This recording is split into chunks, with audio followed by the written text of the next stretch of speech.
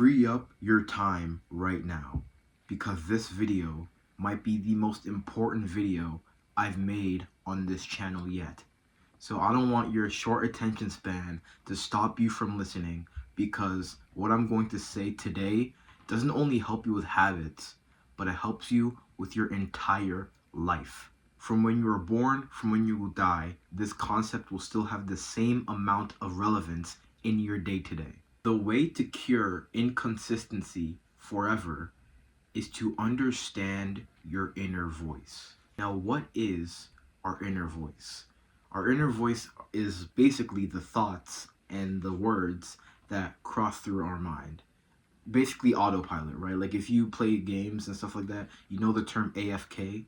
Basically AFK, autopilot, just the thoughts that go through your head when you're not even thinking about it.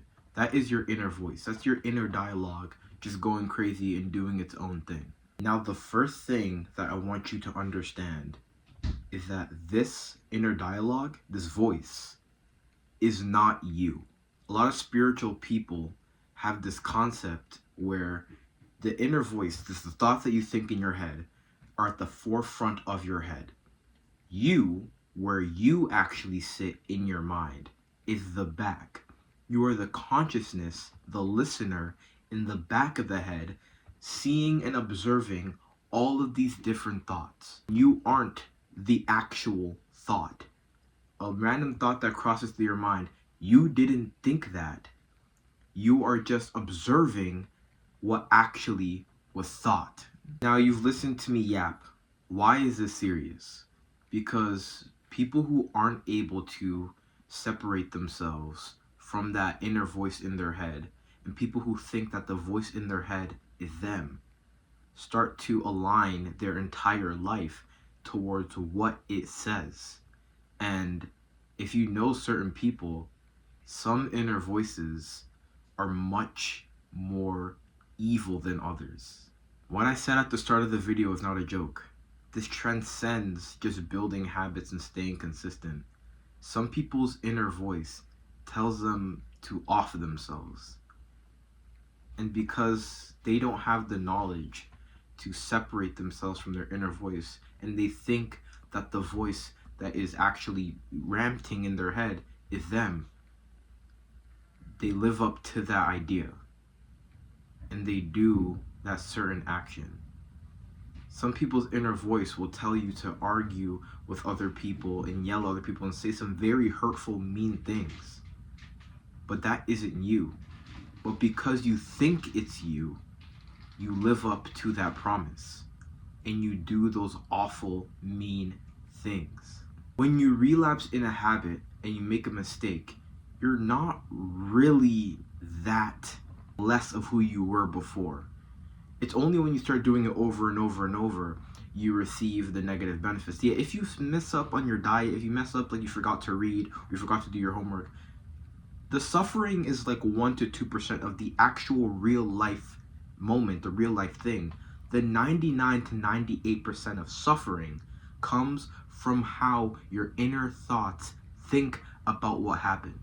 Because when it happens, and then life moves on. But in your mind, you think about it all the time, and it leads you to do other things that will be a detriment to you. Now I have told you why this is so serious. So I'm going to tell you how to fix it today. I believe that there's no hacks to improvement. There's no things that you can add that improve you in 1 second. Yet, to say that there aren't things out there that have the similar effect, I would be lying to you. This right now, what I'm going to tell you, has a similar effect. This right now, if you implement this today, you are not only going to be more consistent, you're going to be happier, you're going to understand people more, and you're going to be able to connect with you, your life, and with everyone around you so much more clear once you separate yourself from your inner voice. The first thing I'm going to tell you is to imagine your inner voice as an annoying roommate, or an annoying friend, or if you're an older sibling, an annoying little brother or little sister. Just imagine your inner voice as an actual, physical person next to you. And if that was the case, That would be absolutely annoying. Just this person beside you all the time, just constantly talking all the time about random stuff. Like, remember that time back in grade 3 where this happened? Oh my god, you're so freaking this and that. And then, like, it just talks. And you just, if this person exists, what would you do? What would you think? You wouldn't take it seriously, right? Because it just talks all the damn time. And half the thing that it's saying, it's wrong. Like, half the time, it tries to get you to do a bad habit. And then when you, like, mess up and do the bad habit, it starts getting angry at you and starts yelling at you. Like, it's so wrong and inconsistent, and it's so abusive that there's no point in even bothering to listen to it and bothering to, like try to rationalize with it and be like, oh yeah, that's a good point. No, every single point that it says, no matter how good it may sound or bad it may sound, it's stupid because the voice is so inconsistent. This roommate, this little sister, this little, like, idiot is so inconsistent. So how do we silence this guy? How do we stop him from talking? We can't. We can't stop him from talking. He will be here our entire lives 24/7. So if that's the case, if you can't stop him from talking, what can we do? We can quiet him. We can train ourselves, our conscious self in the back of our mind, to not take it seriously. Because it's only when we take what it says seriously, that's when our life starts to go downhill. So what do? You don't argue with it. You don't try to reason with it. You don't have a conversation with it. You laugh at it. You think in your mind how stupid of a thing that it's saying. For example, when my, like, roommate is just going crazy and saying stuff, like, I would be, like, looking in the mirror and, like, flexing or whatever, and it would be like, oh my god, you're so attractive and stuff like that. And then, like, when I'm, like, washing my face and I'm, like, close up to the mirror, then it's gonna be like, oh, what's this little spot on your face? Oh my god, you're so ugly. What is this? What is this? This pimple? All these things. It'll start saying all of these things. And then, before I start, like, getting into the whole rat trap of, like, oh, I'm so ugly, this and that, I start to, like, rationalize with it. I take a second and I realize, just a second ago you're saying I looked attractive. But now you're saying I'm not attractive. So what is it?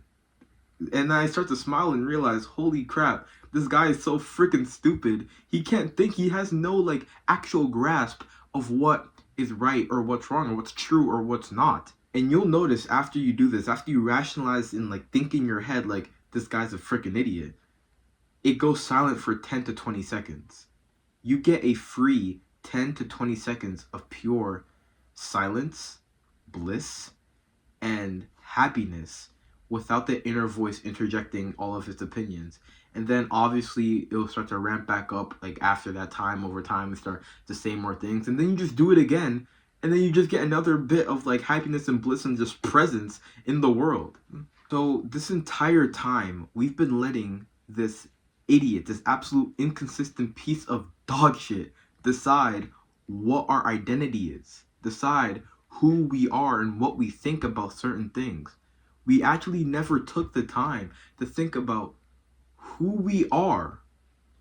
You have no idea who you are.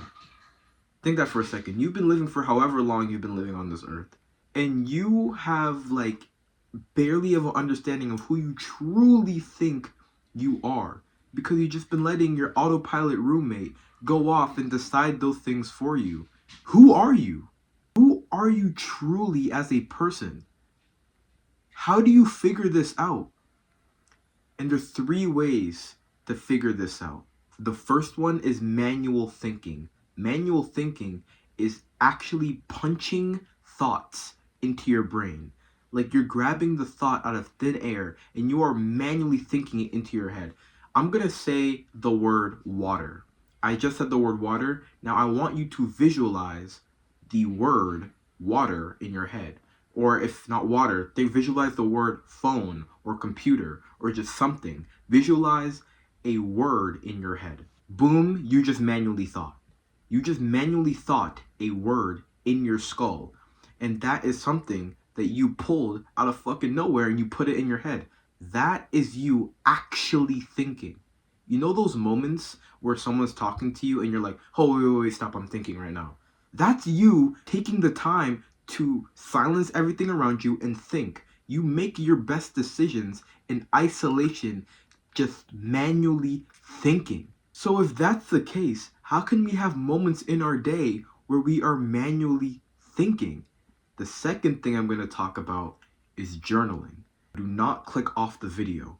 Do not think that, oh, he's getting into journaling, all this like stupid stuff. Listen, journaling is the practice of manually thinking for a long period of time. And if you think about it, most of your autopilot thoughts are like 99% of your day. So having like 30 minutes to an hour, maybe even 2 hours, purely dedicated to manually thinking, how much of a genius you will become, how much you'll understand about yourself, how much you will actually know about what you believe. You've let this little guy think for you the entire time, but now you have a practice to sit down and put all of your manual thoughts on a piece of paper, think about it, read it over, and actually decide what you think about yourself. Actually decide what you think about a certain thing. You're no longer a slave to this fucking idiot. You're actually thinking for yourself for the first time in your life. Journaling is so powerful because you train yourself to manually think. And when you train yourself to manually think, you further separate that connection between you and your roommate. And the further that connection is, I genuinely think the further that connection is, dictates how successful people are in life. The most successful people have theirs very far from each other because they know that the fucking inner mind is stupid and what they think and what they truly decide with their manual brain is smart. And I think the people who think that they are their inner mind, they are the people who suffer the most in this world. The third thing that will help you separate yourself from your inner mind or help you silence your inner mind is meditation. Now, I just told you to not click off with journaling, but do not click off with this. Because I know what you're thinking. Oh, this is some wishy-washy stuff. Journaling and meditation. I'm trying to learn how to build my habit. If you want to learn to build your damn habit, you're going to listen to me right now. Meditation is the practice of bringing your attention back to a certain point in the present moment. So, for example, a sound that you're hearing, or the breath that you have, or the feeling of the weight of your body touching your seat. Meditation is the practice of focusing on that, losing your focus, realizing you lost your focus, and bringing it back. Now, how does this help us with our inner voice? It trains us to ignore our inner voice. Every single time the inner voice starts going off and we start to rationalize with it, realize, holy shit, I'm starting to have a conversation with this guy. I should never have a conversation with this guy. And then bring your focus back to what you were actually doing. Meditation is the ability to ignore your inner voice. And you don't understand how important that is. You need to understand how important that is. Not listening to this guy, the more you not listen to him, the better you will be in anything you do. What I said at the start of the video, I truly believe. This concept transcends habits. This concept transcends all of that. It is the most important topic I will talk about on this channel. And this will not be the last time I talk about the inner voice on this channel because of how serious it is. The closer you make a connection with your roommate, the worse everything gets. The more inconsistent you be because your source of information is from an inconsistent dumbass. You are inconsistent because you listen to an inconsistent idiot. But you know what's more consistent? You. Your mental manual thoughts are more consistent. What you truly think about a certain thing is more consistent than this guy. If you want to cure consistency, stop listening to him and do what I said today. Journal, meditate, make that separation, do the roommate visualization. You can decide what you want to do. You are in control of how consistent you are. Not him. You are. That's it.